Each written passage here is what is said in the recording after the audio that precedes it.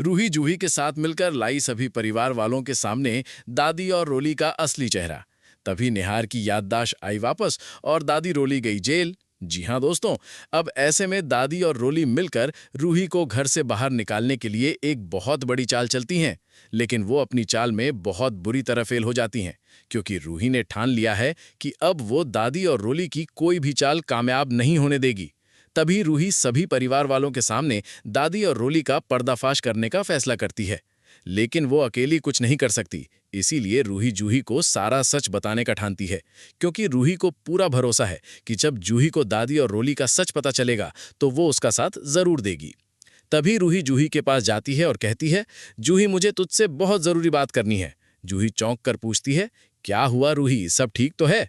रूही गंभीर स्वर में कहती है, सब ठीक नहीं है, लेकिन तू पहले मुझसे वादा कर कि तू मेरा साथ देगी। जूही तुरंत उसका हाथ पकड़ते हुए कहती है, रूही तू मेरी सबसे बड़ी सहेली है, मैं तेरे हर कदम पर तेरे साथ हूं। बोल क्या हुआ? तभी रूही एक लंबी सांस लेते हुए उसे बताने लगती है कि कैसे दादी और रोली ने मिलकर उसे घर से निकालने की साजिश रची थी। जूही, उस दिन जब मेरा और नहार जी का एक्सीडेंट हुआ था, वो एक हादसा नहीं, रोली की एक सोची समझी साजिश थी, क्योंकि मुझे उसका और दादी का काला सच पता चल गया था। जूही ये सब सुनकर स्तब्ध रह जाती है, उसकी आंखें भर आती हैं। रूही आगे कहती है, और तेरा और समर का तलाक, वो भी एक साजिश थी। दादी और रोली ने मिलकर तुम्हारे रिश्ते को तोड़ने की योजना बनाई थी ताकि कोई भी हमें सपोर्ट ना कर सके। जूही का चेहरा गुस्से और आंसुओं से भर जाता है। रूही, ये कैसे लोग हैं? अब तक मैं उन्हें अपना समझती रही और उन्होंने मेरे साथ ये किया। रूही उसका हाथ थामते हुए कहती है, इसलिए मैंने तुझसे वादा लेने से पहले कुछ नहीं बताया, क्योंकि अब हमें मिलकर इनका पर्दाफाश करना है। रूही जूही को गले लगाते हुए कहती है, अब ये दादी और रोली नहीं बचेंगी, मैं तेरे साथ हूं हर हाल में। अब दोनों मिलकर एक प्लान बनाती हैं और ये तय करती हैं कि कैसे परिवार वालों के सामने सच्चाई लानी है। लेकिन क्या उनका प्लान काम करेगा या फिर रोली और दादी कोई नया खेल खेलेंगी? रूही और जूही दोनों ने मिलकर सबूत इकट्ठा करने शुरू किए। उन्होंने घर के पुराने सीसीटीवी फुटेज, दादी और रोली की बातें रिकॉर्ड करना और उनके कमरों की तलाशी लेना शुरू किया। तभी एक रात जूही ने दादी और रोली को आपस में बात करते हुए सुन लिया। अब हमें रूही और जूही दोनों को हमेशा के लिए घर से निकाल देना चाहिए, वरना ये हमारा खेल खत्म कर देंगी। जूही ने बिना देर किए वो पूरी बातचीत रिकॉर्ड कर ली। अगली सुबह रूही और जूही ने पूरे परिवार को हॉल में बुलाया और कहा, हमें आप सबसे बहुत जरूरी बात करनी है।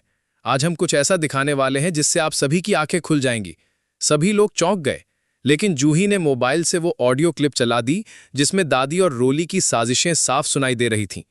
घर के हर सदस्य के चेहरे पर अविश्वास और गुस्सा साफ दिख रहा था। नहार, जो अब पूरी तरह ठीक हो चुका था, वो भी वहां आकर खड़ा हो गया और बोला, मैंने तो पहले ही कहा था कि रूही निर्दोष है। ये दोनों औरतें ही इस घर का विनाश करना चाहती थीं। दादी और रोली एकदम घबरा गईं। रोली बोल पड़ी, ये सब झूठ है, हमें फंसाया जा रहा है। लेकिन तभी रूही ने एक और बड़ा सबूत पेश किया, एक्सीडेंट वाले दिन की गाड़ी की रिपोर्ट, जिसमें साफ लिखा था कि ब्रेक से छेड़छाड़ की गई थी और वो छेड़छाड़ रोली के नाम पर रजिस्टर्ड गैराज में हुई थी। अब दादी और रोली के पास कोई रास्ता नहीं बचा। परिवार वालों ने तुरंत पुलिस को बुलाया। पुलिस ने दोनों को गिरफ्तार कर लिया। तभी दादी और रोली ने नहार और रूही से माफी मांगी, लेकिन किसी ने भी माफ नहीं किया और दादी रोली जेल चली गई। घर के सभी सदस्य रूही के पास आए, उसे गले लगाया और कहा, हमें माफ कर दो रूही, हम तुम पर शक करते रहे और असली दुश्मनों को सिर पर बैठा रखा। जूही और समर भी एक दूसरे को देखकर मुस्कुरा उठे। रूही की आंखों में आंसू थे, लेकिन इस बार ये आंसू तकलीफ के नहीं, जीत और सुकून के थे। तो दोस्तों, अगर आप चाहते हैं कि नहार और रूही को उनका बच्चा रूहान जल्द से जल्द मिल जाए और अग्नि को उसके कर्मों की सजा मिले, तो आप इस वीडियो को लाइक करके चैनल को सब्सक्राइब कर लें और कमेंट में लिखें, आई सपोर्ट रूही और जूही।